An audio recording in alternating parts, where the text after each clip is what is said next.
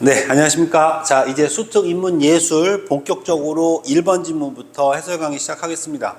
자, 1번 지문부터 하이데거가 나와버려서 학생들 입장에서는 와, 이게 무슨 말이야? 라는 생각이 들 정도로 굉장히 어려웠을 거다.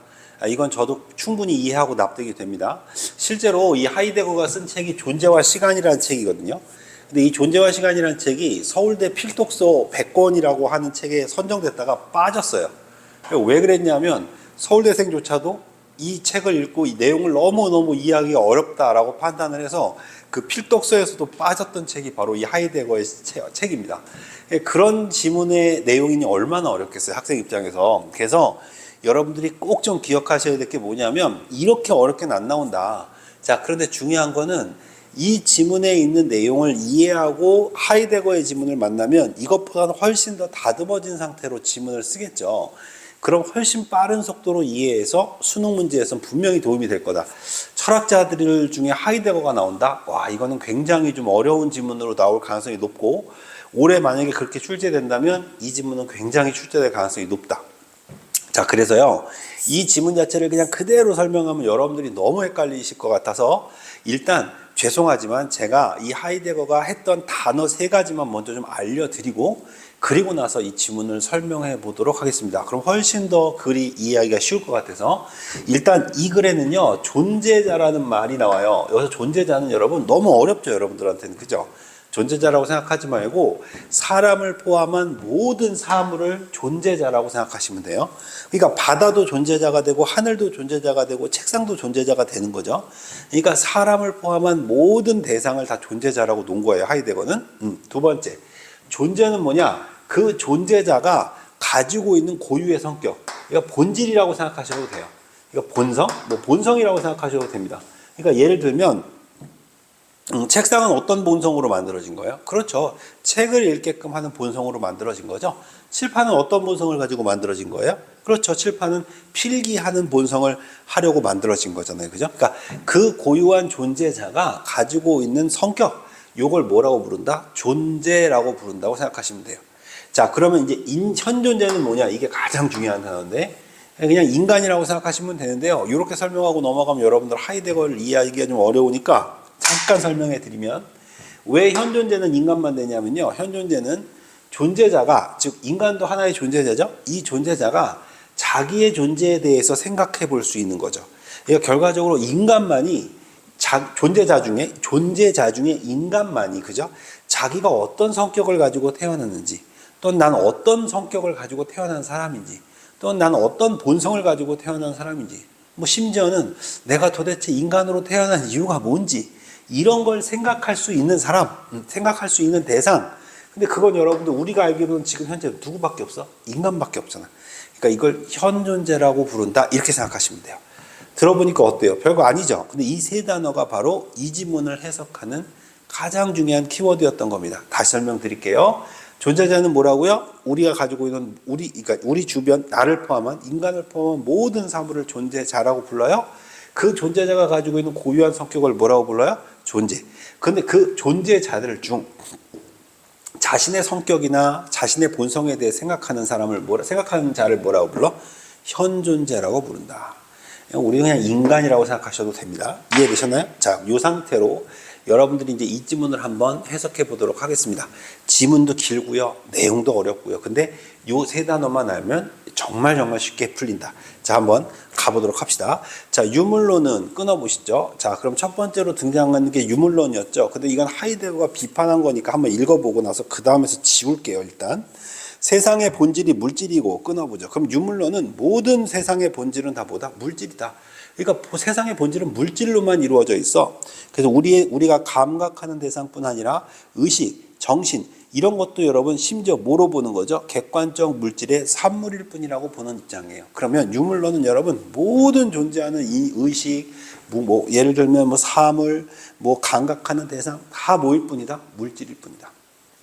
자, 이게 무슨 론?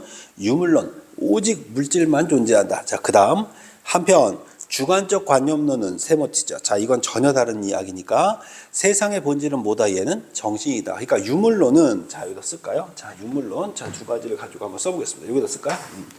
자, 유물론은 여러분 세상의 본질은 뭐다? 물질이야. 자, 이렇게 얘기한 거고요.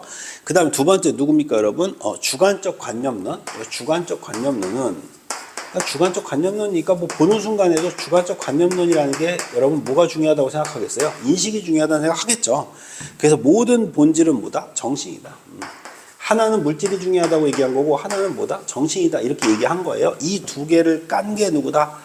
하이데거다, 이 얘기야. 자, 읽어볼게요. 세상의 본질이 정신이고 외부의 세계는 인간의 의식 속에서만 존재한다. 즉 우리의 의식 안에서만 외부의 사물은 존재할 뿐이야. 그러니까 가장 중요한 본질은 뭐야? 정신이야 라고 말을 했대요. 하이데거는 이 두 입장을 모두 거부했습니다. 그는 유물론이, 일단 유물론부터 깝니다. 인간을 다른 대상들과 마찬가지로 물질적 대상에 불과하다고 여기는 것을 비판했어요. 자, 왜 그랬을까? 자, 선생님 봅시다, 여러분. 모든 사물은 분명 존재자 맞죠? 자, 근데 하이데거는 왜 이 유물론을 깠냐면 인간만이 현존재가 될 수 있거든. 즉 자기의 존재에 대해서 존재자가 자기의 존재에 대해 생각해 볼 수 있다. 그건 누구만 할 수 있어? 인간. 근데 어떻게 인간을 사물과 똑같다고 얘기할 수 있어? 라고 얘기한 거죠. 자, 그래서 이것을 비판하며, 여러분들 여기까지 이해되십니까? 인간은 자신의 존재에 대해 의문을 가질 수 있다라는 점에서 다른 대상과 다르다고 주장했다. 자, 여러분, 이렇게 의문을 가질 수 있다라는 걸 뭐라고 부른다고요? 현존재. 그래서 아쉬운 게 사실은 이 지문을 출제자들이 EBS에서 쓰실 때 이 세 단어만 설명해주고 좀 썼으면 얼마나 좋았을까? 예, 그런 생각이 좀 듭니다. 너무 아쉬워요. 이 정도의 난이도의 지문은 이 정도의 설명이 반드시 존재해야 됩니다. 예. 자, 계속 갑니다. 그 뒤에 뭐라고 되어 있나 볼게요. 또한 세계 속에 있는 사물의 의미가 세계와 분리된 인간에 의해 어떻게 구성되는지를 탐구한 주관적 관념론에 두 번째 이제 얘 깔게요. 그러니까 얘는 뭘 깐 거야? 야, 인간이 어떻게 모든 사물하고 똑같아? 인간은 현존재가 될 수 있는 거야. 그러니까 달라. 됐죠? 두 번째, 이것 깔아 갑니다. 자, 이제 뭐라고 깠는지 볼게요. 그는 사물의 의미가 우리에 의해 구성되는 것이 아니라고 말하며, 그럼 사물의 의미가 우리에 의해 구성되는 게 아니야. 그럼 뭔데? 인간이 사물을 어떻게 인식하는지가 아니라 사물이 존재하는 방식에 주목해야 한다. 즉 방식 자체에 주목해야 돼. 인식이 아니야. 야, 니네 정신이 아니라니까. 인간의 인식으로 사물이 존재하는 게 아니라니까. 그럼 뭘로 존재하는데? 방식에 의해 존재하는 거야. 자, 이게 무슨 말이야? 계속 그는 인간이 사물의 의미를 지각하는 게 아니야. 즉 인간이 사물을 인식하는 게 아니라 세계 속에 함께 속해 있는 인간과 사물이 어떻게 관계를 맺는가에 따라, 관계에다 세모 치죠. 동그라미 치죠. 사물을 다양한 모습으로 존재한다고 본 거야. 자, 그럼 물어봅시다, 여러분. 주관적 관념은 뭘 간 거냐면, 야, 니네들은 인간이 인식하는 게 제일 중요하다고 얘기했는데 인간의 인식으로 사물을 보는 게 아니야. 인간과 사물이 어떤 관계가 맺어져 있느냐, 이걸 보는 거야. 인식이 아니라 뭐라고? 관계야, 관계. 자, 예를 한번 들어봅시다. 분필이 있죠. 자, 이 분필은 여러분 저하고 관계를 맺기 전까지는 이거 의미가 있었을까요? 없었을까요? 없었던 거예요. 자, 그런데 제 손에 딱 쥐어지는 순간에 여기에 필기할 수 있는 필기 도구의 관계를 맺게 되죠. 즉 필기 도구와 필기하는 사람의 관계가 되는 거죠. 그럴 때 여러분 뭐가 된다?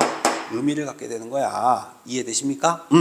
인식이 아니라 관계야 라고 얘기했던 게 누구? 하이데거다. 첫 번째 단락 이해되십니까? 자, 그럼 두 번째 단락부터 이제 같은 말 반복합니다. 자, 다음 줄 읽어보고요. 감각하는 사물은 감각하는 나와 분리될 수 없는 뭐에 있다? 관계 속에 있다. 결과적으로 관계에 의해서 사물의 의미가 탐구되는 거다. 그의 관점을 잘 드러낸다. 여기까지 이해되십니까? 네. 자, 그럼 이제 하이데거는 얘도 깠고 얘도 깠습니다. 자, 얘는 어떻게 깠습니까? 인간은 물질이지만 같은 물질이 아니야. 즉 인간은 뭐야? 현존재의 인간이야. 다시 말하면 본성에 대해 탐구할 수 있는 인간이야. 그러니까 같은 사물이라고 보면 안 돼. 두 번째, 주관적 관념론. 너희들은 인식이 중요하다고 얘기했지? 아니야. 사물을 바라보는 건 인식이 중요한 게 아니야. 뭐가 중요해? 관계가 중요해. 분필이라고 하는 것과 내가 어떤 관계를 맺느냐가 중요한 거야. 이해되십니까? 네. 이제 그 다음 단락 갑니다. 그는 우리가 일상적으로 경험하고 인식하는 대상인 존재자의 주된 논제로 삼은 형이상학자들을 비판하며 이렇게 돼 있죠. 즉 일상적으로 경험하고 인식하는 대상인 존재자를 주된 논제로 삼은 형이상학자들, 얘들 비판하면서 존재자의 드러남인 존재에 관심을 기울여야 돼. 그러니까 존재자가 중요한 게 아니야, 이게. 야, 존재자는 다인데, 모든 사물이 다 존재자인데, 존재자를 중요하게 생각하면 안 돼. 뭘 중요하게? 이걸 생각해. 이게 중요한 거, 이게. 고유한 성격. 그럼 말을 바꿔볼까? 그럼 이 고유한 성격, 본성에 대해서 탐구할 수 있는 사람은 누구밖에 없어? 인간밖에 없잖아. 이게 중요하다는 얘기를 하는 거예요. 자, 그럼 계속 한번 읽어볼게요. 뭐라고 돼 있나? 존재자가 아니라 존재에 관심을 기울여야 돼요. 즉, 본성에 관심을 기울여야 돼요. 이때 드러난다는 말은 사물의 존재로서 그렇게 있게 된다는 뜻이다. 그는 인간을 자신의 존재를 문제 삼을 수 있는 존재자의 현 존재라고 칭하며 라고 돼 있죠. 자, 그럼 인간을 뭐라고 부른다고요? 현 존재라고 칭한대요. 그런데 그 앞에 뭐라고 써 있냐면 자신의 존재를 문제 삼을 수 있는 존재자. 자, 다시요. 현 존재는 뭐라고요? 자신의 존재를, 즉 고유한 성격, 본성을 문제 삼을 수 있는 존재자다. 그러니까 사물이 여러분 칠판도 있고 책상도 있고 나도 있다고 쳐보세요. 써볼게요. 자, 나도 있고요. 칠판도 있고요. 책상도 있어요. 자, 그러면 이 세 가지는 다 무슨 자죠? 존재자죠. 자, 근데 이 셋 중에서 자기가 가지고 있는 고유의 성격에 대해서 생각할 수 있는 건 누구밖에 없어? 나밖에 없죠. 얘네들은 지들이 생각 못 하잖아. 그지? 이 존재를 뭐라고 본다? 이런 존재자를 뭐라고 본다? 현 존재. 즉, 인간이다. 이 얘기야. 이해되셨나요? 네. 요 얘기가 써놓은 겁니다. 자, 그래서 현 존재라고 칭하며 현 존재만이 자신의 존재에 대해 물음을 제기할 수 있다고 보았다. 즉, 인간만이 자신의 본성에 대해 물음을 제기할 수 있다. 그리고 존재의 의미에 대한 물음을 뜻하는 존재 물음에 대한 탐구가 철학에 보다 주된 과제다. 그렇지. 그러니까 존재에 대한 물음. 야, 너 난 도대체 누구야? 난 누구야? 본성이 뭐야? 고유가 성격이 뭐야? 이걸 제일 중요하게 생각했다. 계속 갑니다. 하이데거는 과거, 현재, 미래를 직선적으로 보지 않고요. 상호 의존적이면서 동시적인 것으로 봤어요. 와, 이것도 뭔 말이야? 직선적인 게 아니야. 동시적인 거야. 이게 무슨 말이야? 이러한 관점을 바탕으로 존재를 시간과 관련지어 설명했습니다. 그는 존재는 과거, 현재, 미래의 세 가지 통합된 구조 속에서 이해될 수 있다고 보았습니다. 존재자가 과거에 어떻게 드러나 있고 현재 다른 존재자들과 어떤 관계 속에 있는지 미래의 가능성을 어떻게 구상하고 있는지를 함께 엮이면서 존재자가 드러난다고 본 거예요. 자, 그럼 정리해 봅시다. 과거, 현재, 미래가 순차적으로 있는 게 아니야. 이 세 가지가 동시다발적으로 존재하는 거야. 어떻게? 과거에 어떻게 존재자가 드러났어? 현재 이 존재자가 어떤 사물과 어떤 존재자들과 관계를 맺고 있어? 이해됩니까? 그리고 미래는 뭐죠, 여러분? 미래는 거기 뭐라고 써 있습니까? 미래는 미래의 가능성을 어떻게 구상하고 있어? 결과적으로 이 세 가지를 모두 합쳤을 때 맞습니까, 여러분? 그 존재자가 드러난다. 그는 존재를 시간 속에 드러나는 시간이자 변화하는 것이라고 보았다. 존재는 시간이다라는 그의 말에서 시간을 존재자가 드러나는 방식으로 본 그의 입장이 드러난다. 그는 더 나아가 이러한 시간의 구조 속에서 현 존재, 즉 인간이죠. 인간이 죽음에 대한 인식을 통해 이 존재에 대한 물음과 삶의 유한성과 관련지어 이해하게 된다고 주장하였다. 이렇게 돼 있죠. 자, 이게 무슨 말이냐면 여러분 굉장히 어려운 말이에요. 무슨 성에 대해서 여러분? 현 존재가 죽음에 대한 인식을 통해서 자 보세요 여러분. 여러분이 지금 열심히 살아가고 있잖아요. 여러분이 지금 오늘도 열심히 사셨잖아요. 자, 그런데 여러분이 만약에 내일 죽는다고 한번 생각해 보세요. 자, 그러면 결국은 여러분 우리 인간은 당연히 뭐 하게 되죠? 죽게 되죠. 그러면 이 죽음이라는 걸 딱 생각하는 순간에 뭐가 되냐면 지금 내가 하고 있는 것들이 의미 없는 일이 될 수도 있어요. 그러니까 내가 정말 이 지구별이라는 곳에 태어난 이유가 학생으로 공부하려고 태어난 걸까? 내가 정말 이 지구별에 태어난 이유가 학생들을 가리키는 선생을 하려고 태어난 걸까? 자, 결국은 내가 하고 있는 일이 나의 본성일까? 나의 고유한 성격일까? 이걸 생각해 볼 때 가장 좋은 게 뭐냐? 죽음이라는 거예요. 그러니까 나는 어차피 죽을 거거든? 그러면 죽는다는 건 인간은 무한한 거야, 유한한 거야? 유한한 거죠. 그럼 유한한 거니까 내 본성대로 살다 가야 되겠어요? 남이 시키는 대로 살다 가야 되겠어요? 내 본성대로 살다 가야지. 이해됩니까? 결국은 죽음이라는 걸 통해서 내 본성이 뭔지를 탐구할 수가 있다. 즉 죽음을 생각해라. 그러면 뭐한다? 본성 탐구가 쉬워진다. 이해되십니까? 어떤 느낌인지 이해 가셨어요? 여러분들은 이 지구별에 어떻게 오셨습니까? 왜 오셨습니까? 그걸 이해하고 탐구할 때 죽음을 생각해라. 이해됩니까? 그 얘기를 하는 거예요. 그래서 거기에 뭐라고 되어 있습니까? 현 존재가 죽음에 대한 인식을 통해 존재에 대한 물음을, 즉 내 본성이 뭔지에 대한 물음을 삶의 유한성과 관련지어 이해하게 된다고 주장했다. 이해되십니까? 네. 그는 존재자를 시간과 동떨어진 채로 있는 정적인 실체가 아니라, 그렇죠. 시간하고 동떨어져 있는 게 아니죠. 그죠? 우리는 시간하고 함께 있는 거예요.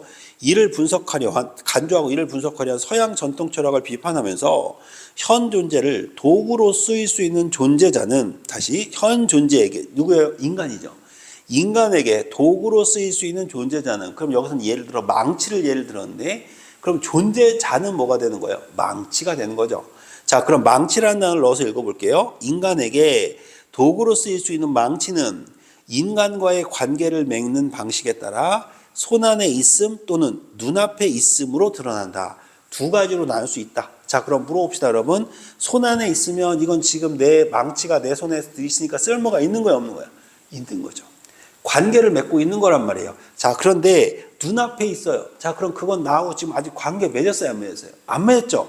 아직 쓸 수가 없단 말이에요. 내 손에 있어야 망치를 쓰지. 맞습니까, 여러분? 그러니까 이건 뭐다? 아직 쓸모가 없다라는 얘기를 하고 싶은 거예요. 자, 읽어볼게요.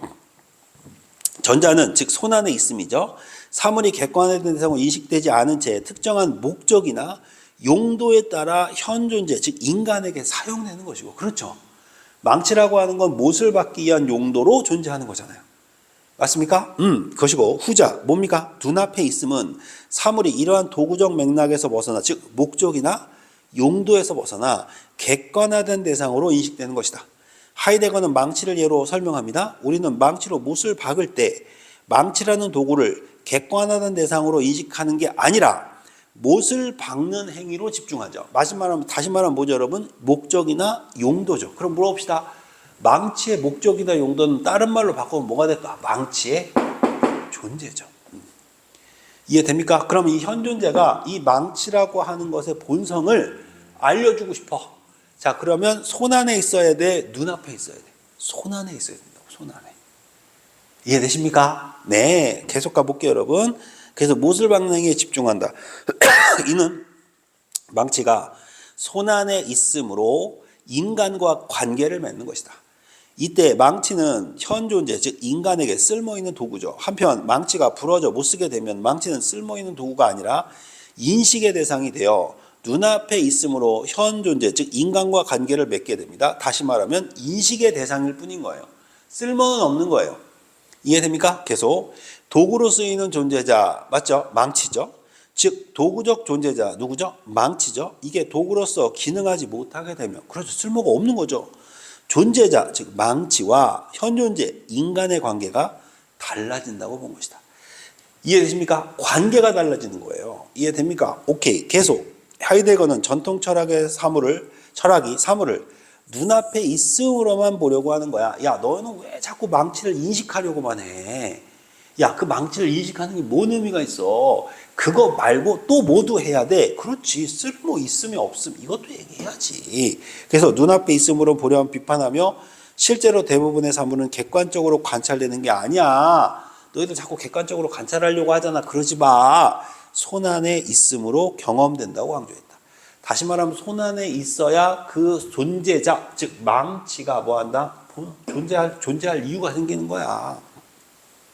이해되십니까? 네. 하이데거는 이러한 주장을 통해 존재자가, 즉 망치죠, 드러나는 방식이 다양할 수 있다. 다양할 수 있겠죠. 어떤 사람은 못을 박는 정도로 쓰겠지만, 어떤 사람은 호두를 깨는 정도로 쓸 수 있고요. 어떤 사람은 유리를 깨는 용도로도 쓸 수 있고요. 어떤 사람은 뭐 이럴 수 있잖아요. 이해되십니까? 결국은 똑같은 망치라는 존재자여도 그것이 다양한 방식으로 드러날 수 있다. 이해되십니까? 누구와? 현 존재와 어떤 관계를 맺느냐에 따라. 이제 지문 완벽하게 이해되시죠? 이게 이 지문이에요. 하이데거는 현 존재, 즉 인간이 세계를 이해하는 틀은 실존적 지평을 갖고 있고 존재자는 이러한 실존적 지평 속에서 드러난다고 보았다. 그는 이성을 지나치게 강조한 서양의 전통 철학이 지성적 사유를 통해 경험의 한계를 넘어서는 실체를 탐구하려 한다고 비판하면서 존재가 뭡니까? 요거죠. 고유한 성격, 본성이죠. 현존재의 경험과 관련지어 설명합니다. 그렇죠. 이제 인간만이 이걸 할 수 있으니까. 맞죠? 어떻게? 예를 들어보죠. 우리가 붉은 꽃이라고 부르는 꽃은 생명인 동물에게는 회색으로 보일 수 있어요. 그럼 존재자는 누구죠, 여러분? 동물이에요. 인간도 존재자입니다. 자, 그런데 동물한테는 이게 회색으로 보여요. 따라서 이 꽃이 붉다라는 명제가 참과 거짓을 따지는 근거는 감각을 통한 경험에 있는 거예요. 이게 참인지 거짓인지는 감각에 대한, 이 꽃이 붉은지 안 붉은지는 그는 이처럼 현상을 현존재의 경험과 관련된 것으로, 그렇죠. 인간과만 관련된 거예요, 이게. 경험은 누구랑? 인간과만 연결되어 있다. 자, 그거 우리가 현상적인 것만을 만날 수 있다고 보았다. 전통 철학의 대표적인 진리론인 대응설은 하나의 논리명자가 그에 대응하는 실제 사태를 갖고 있으면 참이고 그렇지 않으면 거짓이라고 보는 관점이었는데, 하이데거는 이를 비판하면서 우리가 바라보는 사물은 객관적인 실체에만 국한되는 게 아니야. 인식만 하는 게 아니야. 그게 아니고 우리와 만남 속에서 드러나는 존재자라고 주장했다. 즉 우리와 관계를 맺는 존재자란 얘기예요. 하지만 그가 현상이 존재의 전부라고 본 것이 아닙니다. 현상이 존재의 전부라고 본 게 아니에요. 그는 현상을 통해 존재자가 드러나는 동시에, 그렇죠. 망치가 쓸모있게 드러났잖아요. 동시에 현상과 동일시될 수 없는 존재의 측면이 뭐 된다? 은폐된다고 보았다. 이게 중요한 거야. 자, 그럼 물어봅시다. 망치를 어떤 사람이 못을 받는 용도로 탕 쓴 거예요. 그럼 여러분, 걔는 진짜 본성이 못 박는 것밖에 없을까?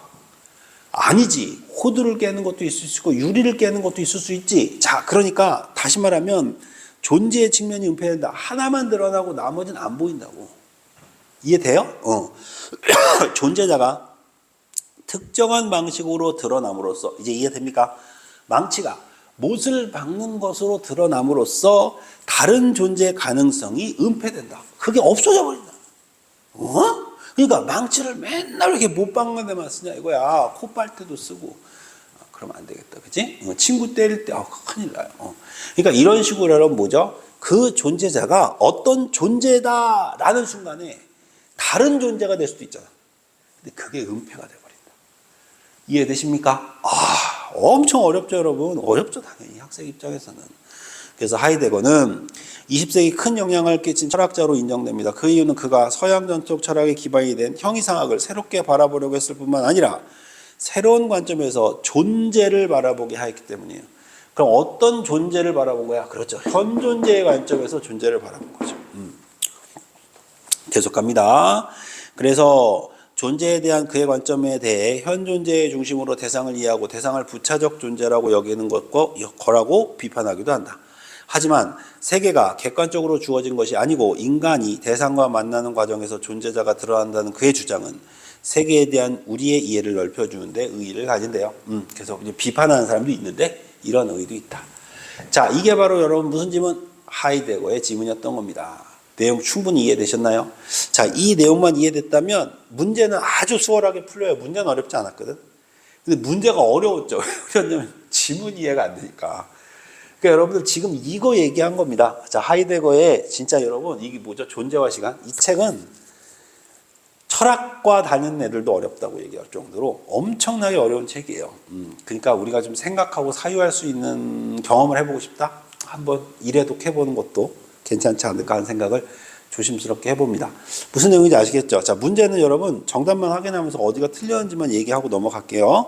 자, 1번에 5번. 인간의 경험을 바탕으로, 자, 문제는 뭐냐면 하이데거가 비판해야 되는데 5번에 인간의 경험을 바탕으로, 여러분 인간의 경험을 바탕으로 해야 된다는 게 하이데거 입장이에요.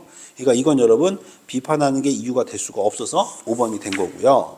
2번. 하이데거 관점과 적절하지 않은 것 이렇게 되어 있는데 왜 3번입니까? 현존재 외의 존재자들도 자신의 존재에 대해 물음을 제기하면 현존재만 인간이 있는 게 아니라 다른 애들도 현존재가 될 수 있네. 그런 말 한 적 없어요.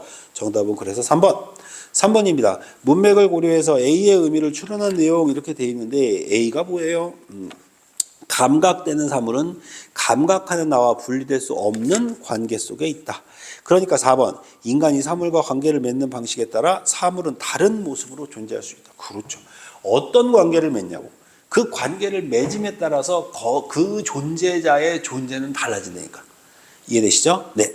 4번 보기는 지문의 무슨 판? 축소판, 사례다. 읽으시면서 이게 여러분들 느껴지셔야 돼요.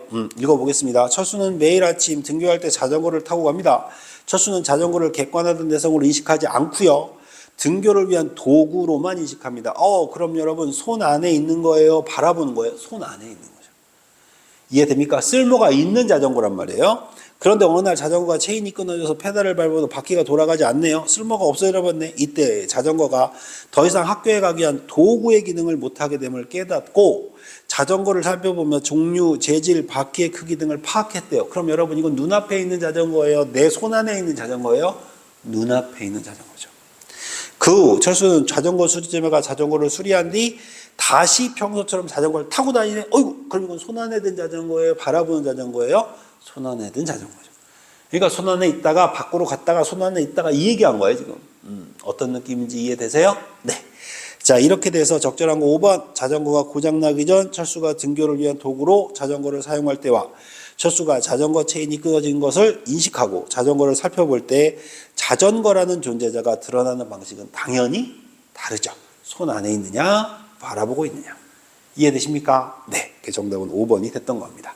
이해되셨나요? 자, 이 지문은 엄청 어려웠지만 정말 우리가 한 번쯤은 생각해 볼 필요가 있는 그런 철학적인 내용을 담고 있었던 지문이었습니다. 고생하셨습니다.